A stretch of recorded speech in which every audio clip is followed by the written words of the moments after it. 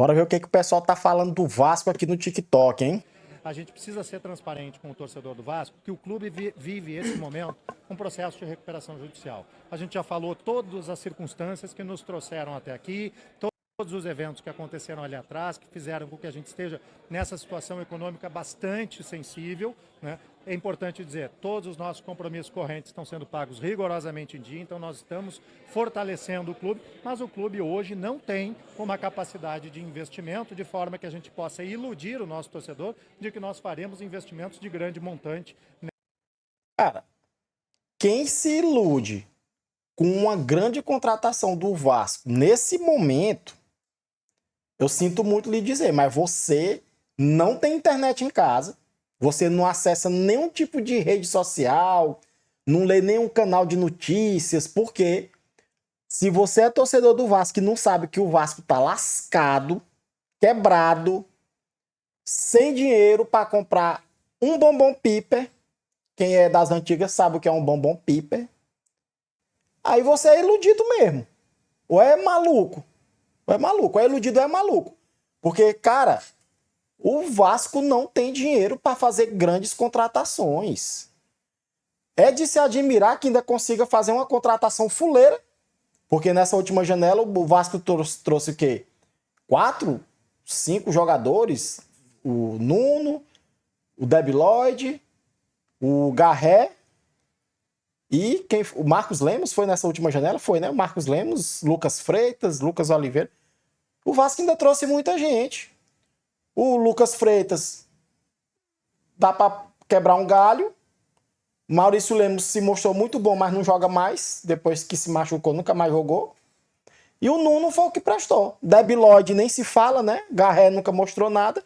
Mas assim, não tem como esperar uma grande contratação do Vasco numa janela dessa aqui, cara. Aí é ser iludido mesmo. Nessa janela. Nós faremos reforços, sim, dentro da nossa capacidade, da responsabilidade que a gente tem dentro do orçamento de cumprir. Ou seja, vai trazer pereba.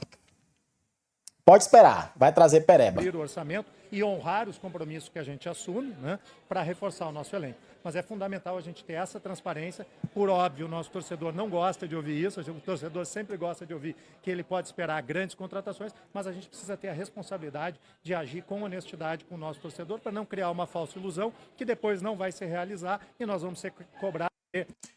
E aí é o que o amigo aqui, o Joécio, falou no comentário.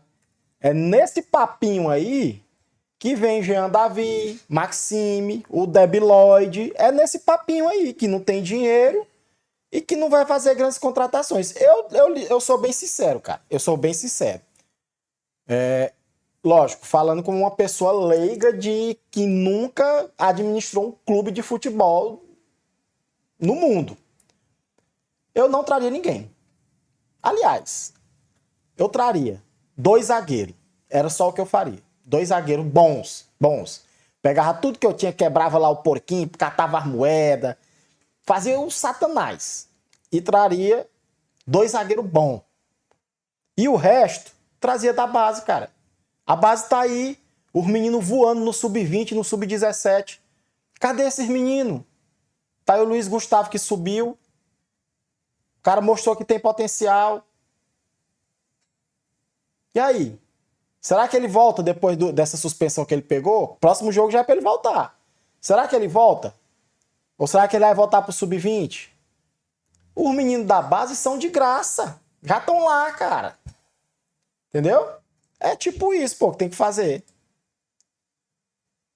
Costume da gente apresentar para vocês o nosso chefe da delegação nesses 2 jogos, né, contra Equador e Paraguai, que muito nos honra, me honra e certamente o presidente Samir que fez esse convite.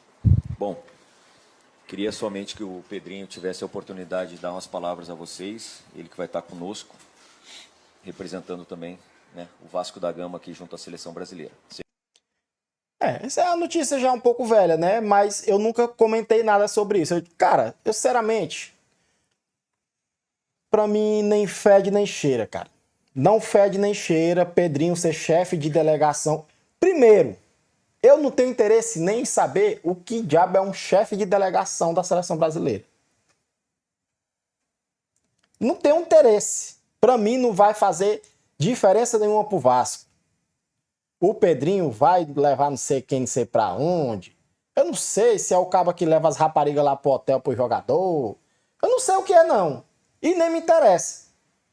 Mas, cara, eu vi gente contando isso como se fosse uma vantagem, pô. Ah, mas é porque o Vasco, isso quer dizer que o Vasco vai ter um bom relacionamento com a CBF, com a nova... Pra quê, cara? A CBF vai dar jogador pro Vasco?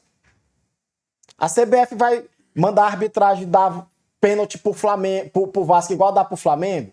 Se for, aí é bom. Mas só pro Pedrinho ficar se pabulando, batendo nos peitos, que é o chefe da delegação da CBF. Foda-se, pô. Eu tô nem não, pô, negócio de chefe de delegação. Ah, se pra lá, doido. O cara já tá sem paciência. A ficha do Payet terminou. Não há mais vínculo do Payet com o Vasco? O vínculo vai até o dia 31 de julho.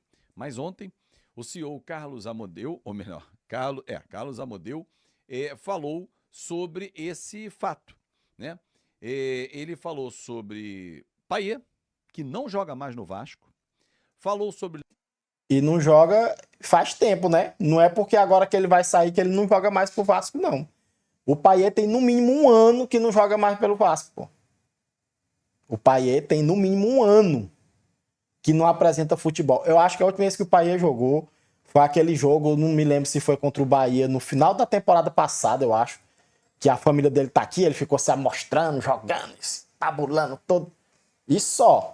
Essa temporada mesmo o Payet não fez um jogo que preste. Depois se machucou. Quando voltou a treinar, disse que tinha que ir na França para resolver uns problemas pessoais. E por mim ele nem voltava, tá? Já ficava lá pela França mesmo. Cara, e eu vi... Isso aqui já parte para a área do fuxico, né? Mas eu vi um trecho de um vídeo da entrevista, sei lá, que aquela advogada lá que era amante dele deu, dizendo que ele tinha rixa, briguinha com alguns membros do elenco do Vasco, né? Diz que ele não se entendia com o Paiva, dizia que o Paiva era bunda mole, disse que o Vasco precisava de um técnico mais linha dura e tal. Diz que ele tinha inveja do Verratti, porque ele chegou achando que ia ser ídolo, que ia ser destaque, e quem se destacou foi o Pirata, né? E aí ele tinha raiva do Verratti, ele. E disse que ele tinha um desentendimento com o Léo Jardim também, que era o único que entendia ele, né? Que jogou na França e sabia falar francês. Diz que ele ficava falando que o Léo Jardim só queria dormir com o Michael nos quartos de hotel. Aí ficava insinuando que os cabas ficavam lá com qualidade.